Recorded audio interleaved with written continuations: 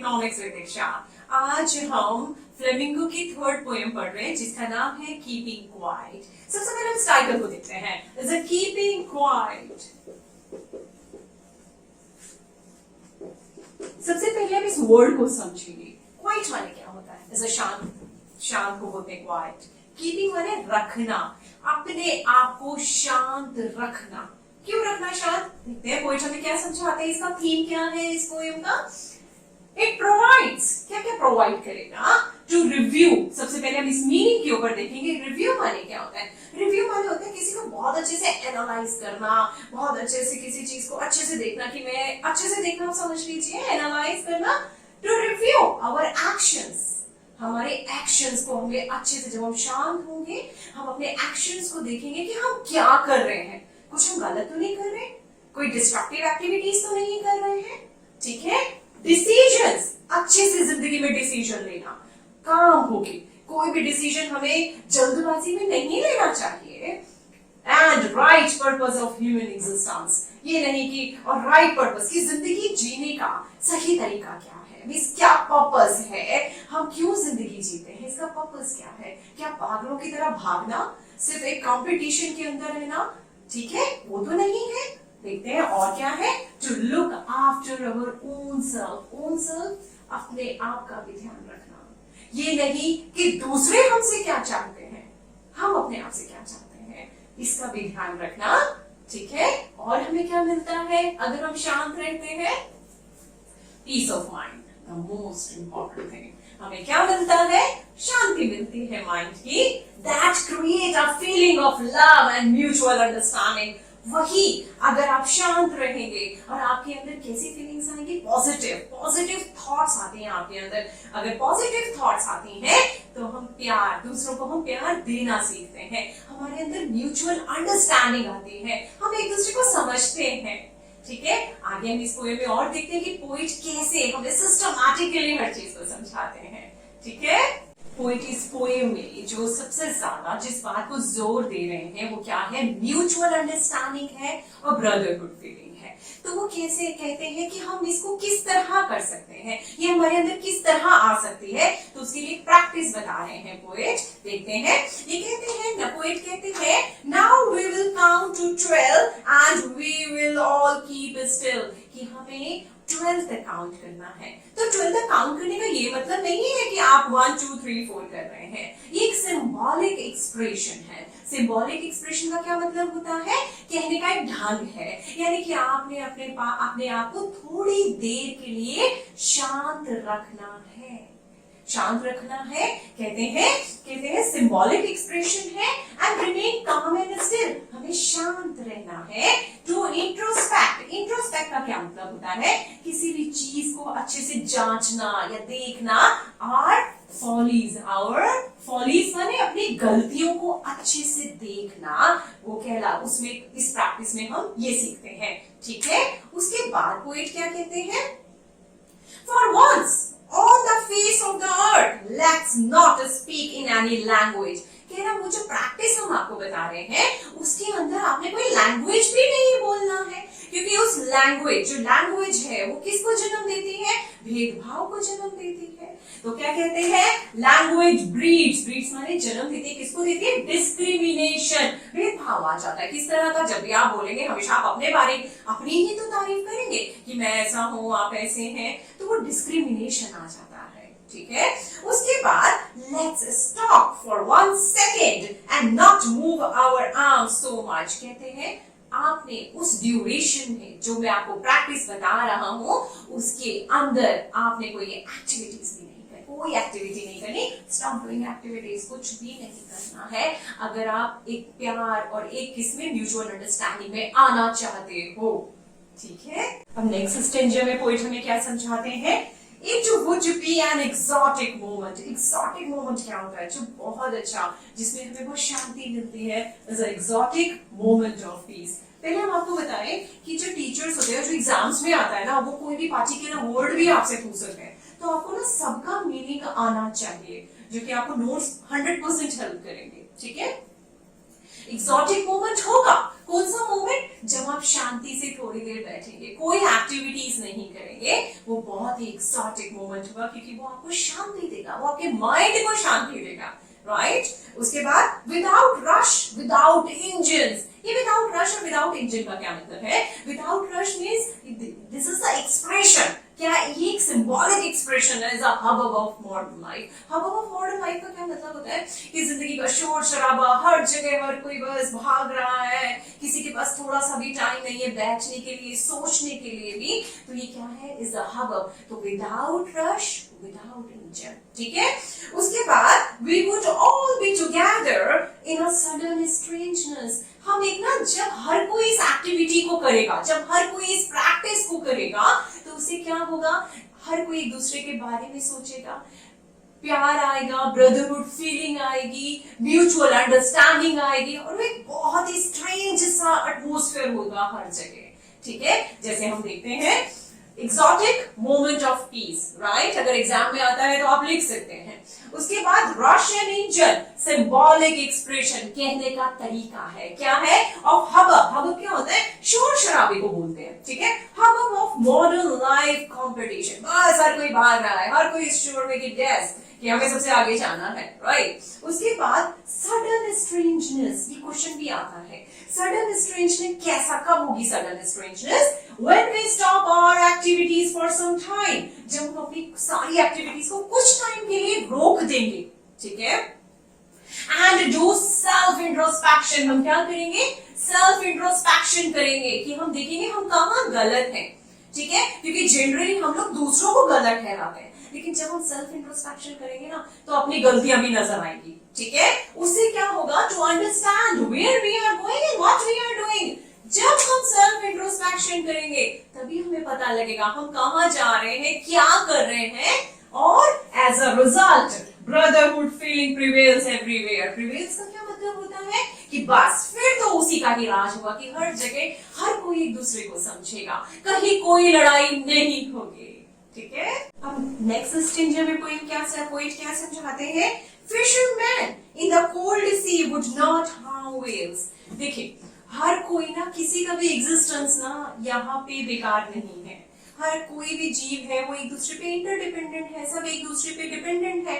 तो वो ये कहना चाहते हैं कि when fisherman do not harm whales, marine life, marine चूंकि समुद्र में रहने वाले जीव हैं, प्राणी है, जीव है, marine life will no longer be under the threat of extinction. Extinction किसे कहते हैं? जब बिल्कुल सब कुछ खत्म हो जाता है, तो उनकी लाइफ भी बच जाएगी, ठीक है? And the man gathering salt would look at his hurt hand. इसका क्या मतलब है? वो क्या समझाना चाहते हैं कि to satisfy our greed, कि हम अपने लालच के कारण, मीन्स हम लालची तो हैं जब हम बहुत ज्यादा काम करते हैं, तो कहते हैं to satisfy our greed we never take care of health, हम अपनी कभी भी हेल्थ को नहीं देखते हैं। अब इस स्टेंजर में पोएट हमें क्या समझाते हैं? Those who prepare green wars, wars with gas, wars with fire, पहले हम इनको समझते हैं। वो कहते हैं कि ग्रीन वॉर्स, पहले उनका ग्रीन वॉर्स से क्या मतलब है? This is a cutting forest, कि जो लोग ट्रीज काट रहे हैं उनके ऊपर बता रहे हैं। Wars with gas, chemical Wars कर रहे हैं विच डिस्टर्ब द एटमॉस्फेयर, जो पूरे एटमॉस्फेयर को डिस्टर्ब कर रहा है। Wars with fire, nuclear Wars which release toxic gases, वही वो भी एटमॉस्फेयर को खराब कर रहे हैं, ठीक है? अब वो कहना चाहते हैं विक्ट्री विद नो सर्वाइवर्स, ये आपको जरूर आता है कि विक्ट्री भी बोल रहे हैं और कह रहे नो सर्वाइवर। तो ये आयरनी है जो आपको आएगी एग्जाम में। इसमें क्या आयरनी है? वो कहता है कि आप सब लड़ते जा रहे हैं, लड़ाइयों में लगे हुए हैं, अगर आप जीत भी गए तो आपकी जीत की खुशी मनाने वाला कौन बचेगा, ठीक है? तो आयरनी आएगी is with whom we will celebrate victory if no one is left, हर कोई खत्म हो जाएगा तो आप किसके साथ अपनी जीत सेलिब्रेट करोगे, ठीक है? उसके बाद वो क्या कह रहे हैं? वो जो put on clean cloth, clean cloth का क्या मतलब है? उसमें ये तो मतलब नहीं है कि आपने गंदे कपड़े पहने हुए हैं। क्लीन क्लोथ का मतलब है इसमें विद गुड थॉट्स, कि एक अच्छी सोच के साथ। आपकी अगर सोच अच्छी है तो आप सामने वाले के लिए हमेशा अच्छा सोचेंगे। आपके मन में शांति है तो आप दूसरों को भी शांति देंगे। तो आप इतने डिस्टर्ब मत रहिए, इतने परेशान मत रहिए, अपनी जिंदगी को इतना कॉम्प्लिकेटेड मत बनाइए। और वही पॉइंट हमें समझा रहे हैं क्या करना है, डूइंग नथिंग। अगर आप अपने, वो कहते हैं कि आप सबके साथ मिल के रहिए, प्यार से रहिए और कुछ मत कीजिए, क्योंकि अगर आप किसी के साथ हैं लेकिन एक्टिविटीज में ही लगे हुए हैं तो एक दूसरे की समझना हम एक दूसरे को समझ नहीं पाएंगे। तो वो कहते हैं understand each other and create a feeling of mutual understanding. आप एक दूसरे के साथ प्यार से टाइम स्पेंड कीजिए तो एक म्यूचुअल अंडरस्टैंडिंग आएगी और वो बहुत अच्छी होगी। ठीक है, अब इस स्ट्रिंजर में पॉइंट हमें क्या समझाते हैं, देखते हैं। What I want should not be confused with total inactivity. Point कह रहे हैं, मैं काफी देर से आपको कह रहा हूं कि ये नहीं करना चाहिए, ऐसे नहीं करना चाहिए, आप शांत हो जाइए, लेकिन वो कह रहे हैं कि मेरा ना टोटल इनएक्टिविटी से कोई मतलब नहीं है कि आप बिल्कुल कुछ मत कीजिए। उनका कहने का मतलब है कि कोई ना डिस्ट्रक्टिव एक्टिविटीज मत कीजिए। डिस्ट्रक्टिव एक्टिविटीज क्या होता है कि आप हमेशा यही प्लानिंग बनाते रहेंगे कि हमें कैसे दूसरों को नुकसान पहुंचाना है, कैसे हम ज्यादा अच्छे से कर सकते हैं अपने लिए और कैसे दूसरों के लिए हम ज्यादा बेकार कर सकते हैं। तो कहते हैं कि हमें ना डिस्ट्रक्टिव एक्टिविटीज नहीं करनी है, कंस्ट्रक्टिव एक्टिविटीज करनी है कि हम दूसरों को कैसे फायदा पहुंचा सकते हैं। ठीक है, तो हम एक एक करके इस लाइन को समझेंगे। वो कहते हैं कंफ्यूज्ड विद टोटल इनएक्टिविटी, कि मैं आपको कंफ्यूजन में नहीं डाल रहा हूं कि डजंट बिलीव इन इनएक्टिविटी, की ये नहीं कि आप ना कुछ भी मत कीजिए, ये नहीं है मेरा मतलब। आगे कहते हैं नो ट्रक विद डेथ, क्योंकि अगर कुछ ना करना तो इज इक्वलेंट, वो किसके बराबर है, वो तो डेथ के बराबर है। आप जब डेथ हो जाती तभी हम कुछ नहीं करते हैं। तो कहता है मेरी कोई ऐसा वो नहीं है समझाने का कि आप डेथ में आप कोई एक्टिविटीज नहीं करें, आप डिस्ट्रक्टिव एक्टिविटीज को छोड़ दीजिए। ठीक है, क्योंकि life is what is about, कि जिंदगी तो मूवमेंट, मींस लाइफ तो एक मूविंग प्रोसेस है। उसके बाद I want no truck with death if we were not so single minded. Single minded का क्या मतलब है कि हम सिर्फ टुवर्ड्स अ साइंटिफिक प्रोग्रेस, सिर्फ हम साइंटिफिक प्रोग्रेस की तरफ बढ़ते जा रहे हैं, उसमें हम कुछ नहीं देख रहे हैं कि हम एनवायरमेंट को कितना नुकसान पहुंचा रहे हैं, बस एक मैड रैट रेस कंपटीशन की तरह बस बढ़ते जा रहे हैं आगे। तो गलत है, हमें देखना है कि हम किसी और चीज को तो नुकसान नहीं पहुंचा रहे हैं। ठीक है, अपने इस कंपटीशन में, इस सक्सेस में।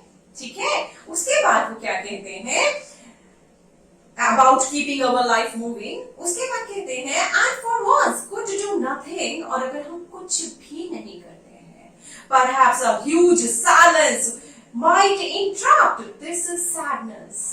कहते हैं अगर आप कुछ नहीं करेंगे तो पता है क्या होगा, वो कहते हैं अगर आप मेंटली कुछ नहीं करेंगे, फिजिकली कुछ नहीं करेंगे तो आप क्या हो जाएगा, आप में डिप्रेशन आ जाएगा, क्योंकि माइंड को मूवमेंट चाहिए, माइंड को कुछ ना कुछ तो सोचना है, ये तो उसका काम है।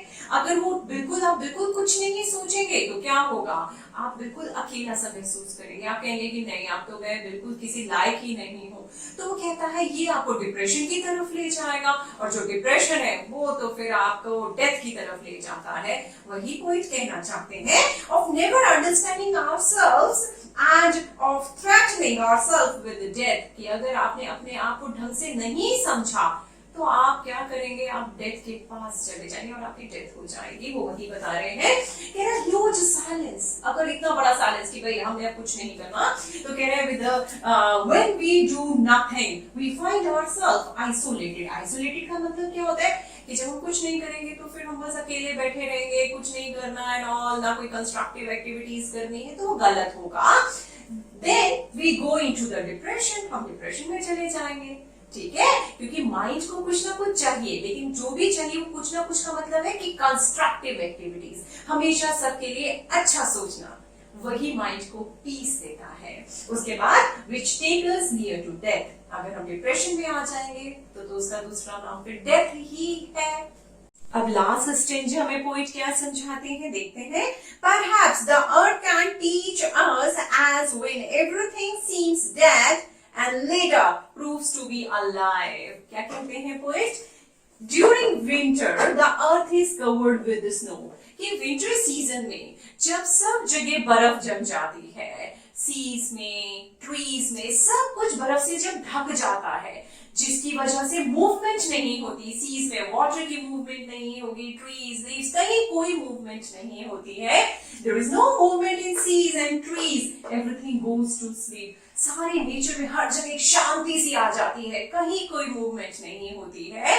तब क्या होता है, फिर when spring comes, और जब स्प्रिंग सीजन आता है, everything blooms to life, धीरे धीरे सब खिलने लग जाता है. इसी तरह पोइट क्या कहते हैं, in the same manner when we sit for some time, और कुछ टाइम के लिए, इसी तरह जब हम कुछ टाइम के लिए आराम से बैठते हैं, सेल्फ इंट्रोस्पेक्शन करते हैं, अपनी फॉलीज के ऊपर वर्क करते हैं, तो क्या होता है, all evil thoughts come to an end. सारी बुरी, हमारा evil माने क्या होता है, बुरी, जितनी भी हमारी बुरी थॉट्स हैं वो खत्म हो जाती हैं, और क्या होता है, पॉजिटिव थॉट्स इमर्ज माने निकल कर आती हैं, क्योंकि हमारे अंदर पॉजिटिव थॉट्स भी है और नेगेटिव थॉट्स भी है. लेकिन जब हम सेल्फ इंट्रोस्पेक्शन करते हैं तो बुरी थॉट्स खत्म हो जाती हैं और नई थॉट्स, नई पॉजिटिव थॉट्स हमारे अंदर आती हैं.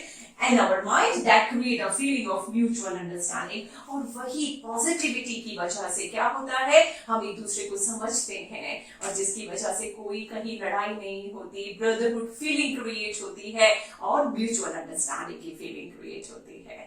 ठीक है, उसके बाद पोइट क्या कहते हैं, now I will count up to 12 and you keep quiet and I will go. कहते हैं पोइट कि अब मैं भी वही प्रैक्टिस के लिए चलता हूँ, क्योंकि वो जानते हैं एक यही प्रैक्टिस है जो हमें क्या देती है, पीस ऑफ माइंड देती है. ठीक है, I hope you all have understood this poem.